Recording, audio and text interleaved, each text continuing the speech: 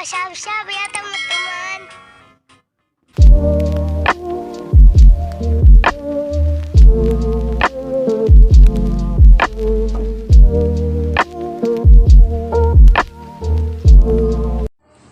Assalamualaikum warahmatullahi wabarakatuh.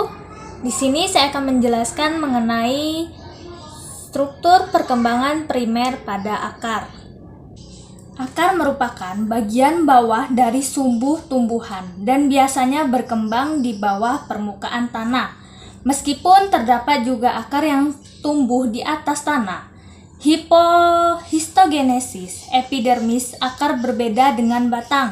Pada spermatopita, xilem primer pada akar bersifat ekstrak, sedangkan pada batang bersifat endrak.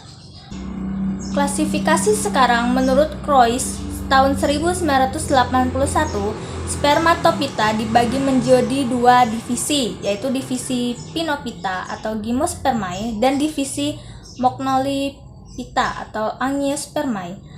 Perbedaan ciri pada tumbuhan monokotil dan dikotil morfologi. 1. Bentuk akarnya. Kalau monokotil memiliki sistem akar serabut, sedangkan dikotil memiliki sistem akar tunggang. 2. Bentuk sumsum atau pola tulang daun. Monokotil bentuknya melengkung atau sejajar, sedangkan dikotil menyirip atau menjari. 3. Kaliprogen atau tudung akar. Monokotil ada tudung akar atau kaliptra, sedangkan dikotil tidak terdapat ada tudung akar. Fungsi akar. Berikut ini terdapat beberapa fungsi akar, yaitu sebagai berikut. 1. Akar tumbuhan sebagai jangkar untuk menyokong dan memperkokoh berdirinya tumbuhan di tempat hidupnya. 2. Akar berfungsi sebagai media penyerapan air dan garam-garam mineral atau zat unsur hara di dalam tanah. 3. Dalam kondisi tertentu, akar berfungsi sebagai alat respirasi. 4. Akar berfungsi untuk menyimpan cadangan makanan. Misalnya pada wortel dan kentang memiliki akar tunggang yang membesar, berfungsi sebagai tempat penyimpan makanan. 5. Berbagai jenis akar tumbuhan berfungsi sebagai organ reproduktif vegetatif. Misalnya pada tumbuhan sukun, dari bagian akar dapat tumbuh tunas yang akan menjadi individu baru. 6.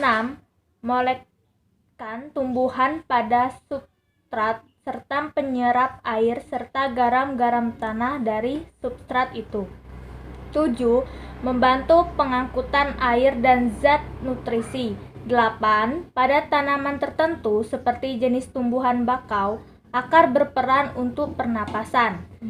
Struktur primer akar tumbuhan dikotil dan monokotil.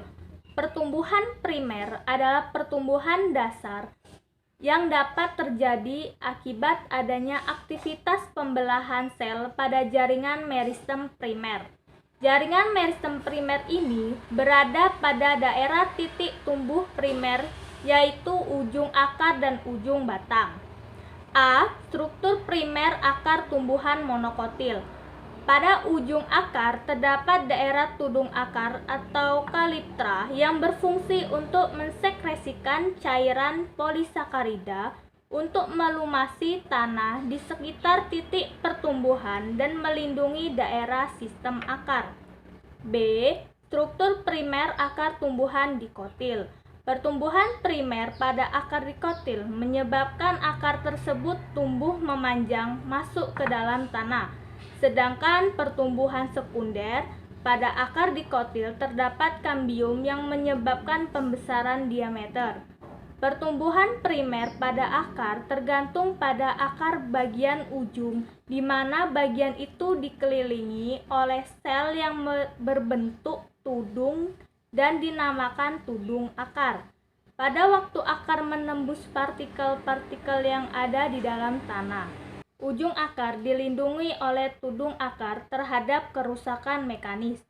Pada kebanyakan tumbuhan dikotil, baik epidermis akar maupun tudung akar, berasal dari lapisan paling luar sel-sel meristem ujung.